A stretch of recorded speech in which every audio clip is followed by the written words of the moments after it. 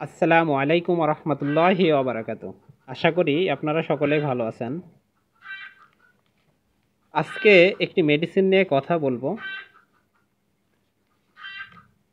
যেই মেডিসিনটির সিমটম বা কাজ বা কার্যক্ষমতা এটি বোঝা খুবই কষ্টকর। আসলে এই মেডিসিনটি কোন ক্ষেত্রে কিভাবে কাজ করে, পৃথিবীতে এ পর্যন্ত হাজার হাজার হোমিওপ্যাথিক অনেক ভালো বিশেষজ্ঞ বা অনেক বড় বড় ডাক্তারগণ তার তাদের প্রত্যেকটি বইয়ের ভিতরেই এই মেডিসিনটির ব্যাপারে লেখছে। এত কিছু পড়া বা এত কিছু পড়াশোনা করার পরেও বা এত জানার পরেও এই মেডিসিনটি কিভাবে যে কাজ করে এটি বোঝা খুবই কষ্টকর, মানে খুবই কষ্টসাধ্য। এটি বোঝা সম্ভব না, এটা বলাটাই সম্ভব। আসলে এই কথা বলতে গেলে এটা বলা সম্ভব যে হোমিওপ্যাথির প্রত্যেকটি মেডিসিনে কিভাবে কতটা গভীরভাবে কার্যক্ষমতা বা কার্যকর প্রত্যেকটি মেডিসিনেরই, সেটি আসলে বলা বাহুল্য বা এটি বলা সম্ভব নয়। তারপরেও যেই মেডিসিনটি নিয়ে আজকে কথা বলতে যাচ্ছি এটি তার মধ্যে অন্যতম একটি মেডিসিন। এটির সম্বন্ধে ধারণা বা এটির সম্বন্ধে কিঞ্চিত পরিমাণ ধারণা নেওয়াও আমার মনে হয় না যে সম্ভব।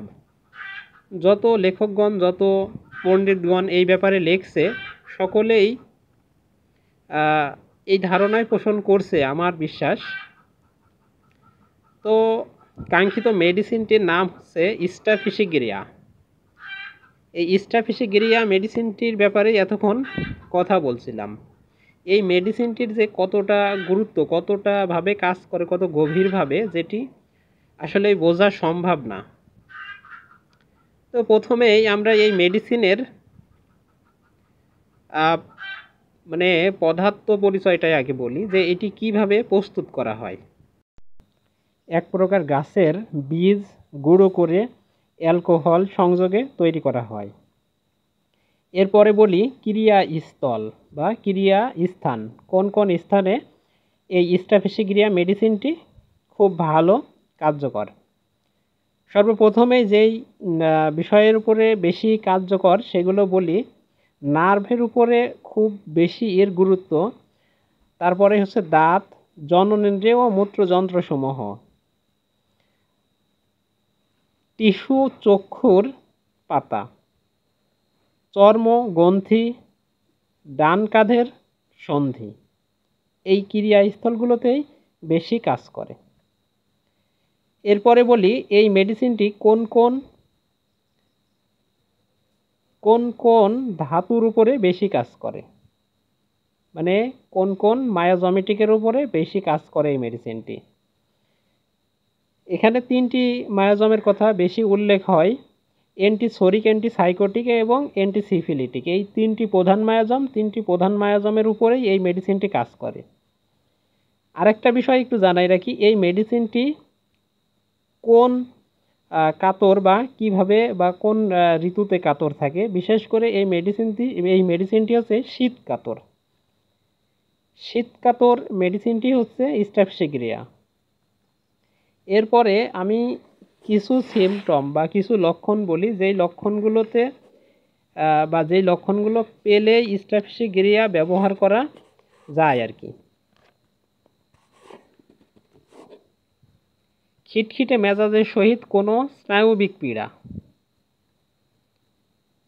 অতিরিক্ত রাগ বা সবসময়ের জন্য মেজাজ খিটখিটে থাকে, এই খিটখিটে মেজাজ অবস্থাতে বা এই ধরনের রুগীদের যদি স্নায়ু বা নার্ভের কোনো পীড়া হয় তাহলে এই মেডিসিনটি ব্যবহার করা যায়।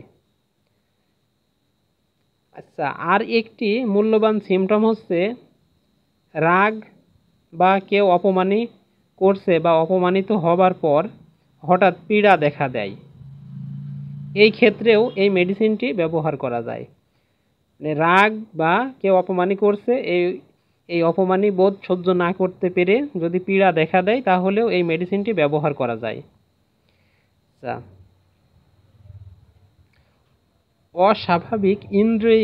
অস্বাভাবিক ইন্দ্রিয় চালনাজনিত পীড়া, এই অস্বাভাবিক ইন্দ্রিয় চালনাজনিত পীড়া, এই কথাটির সারমর্ম অনেক লং আর কি।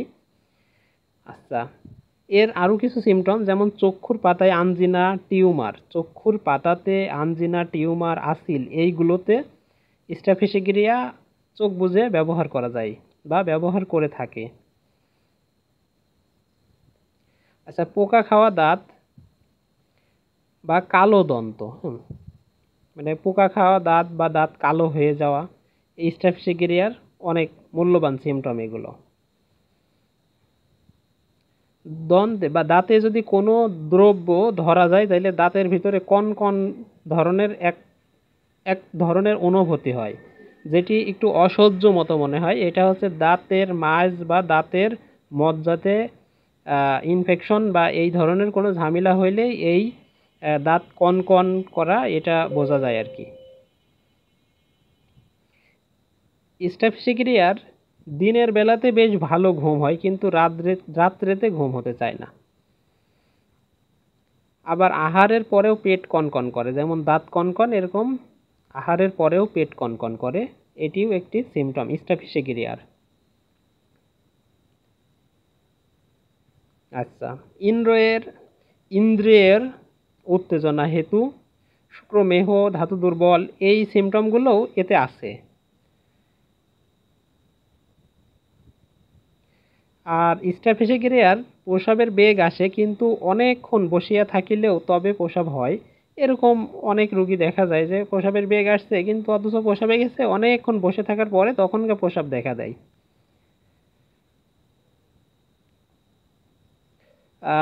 স্বপ্নদোষ, এটাই হচ্ছে স্কুলের ছাত্র, বিশেষ করে এই বয়সী মানুষদের বেশ ভালো কাজ দেয় স্ট্যাফিসিগেরিয়া। স্ট্যাফিসিগেরিয়ার রুগীর কোমরে বেদনাও আছে।